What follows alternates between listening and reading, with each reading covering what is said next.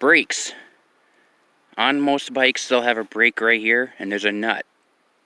To adjust your brake, you loosen the nut on this side, and then you move the brakes to the where the wheel, where it's going to brake at.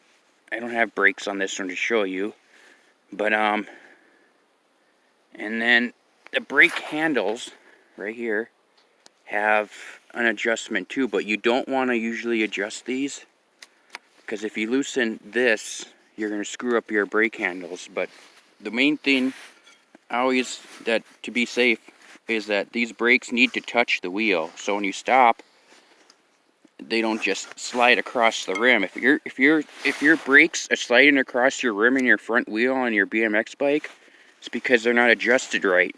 The brake has to be adjusted to hit the wheel perfectly. It should lock against the wheel. If your front brakes aren't working, it's because you need to adjust the pads. But there's one thing about brakes that I've learned on these bikes. If you don't adjust your brakes right on here, they'll go flying right off. I've had several BMX bikes where the wheel, I go to press the brakes and the brake pads, they just come right off. So they have to be adjusted the right way.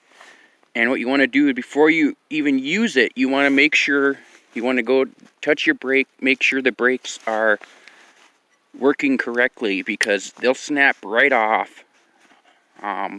They'll fall off. And freewheeling bikes, you don't have to worry about the wheel, but the brakes in the back, most of them have these kind of brakes.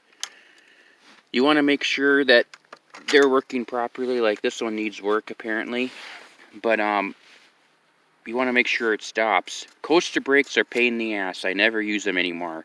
I used them as a kid. I absolutely hate them. They were horrible. I hate coaster brake bikes. I have a bigger one that has a coaster brake. I never ride it. I haven't ridden it for like 3 or 4 years. I'm actually planning on getting rid of it.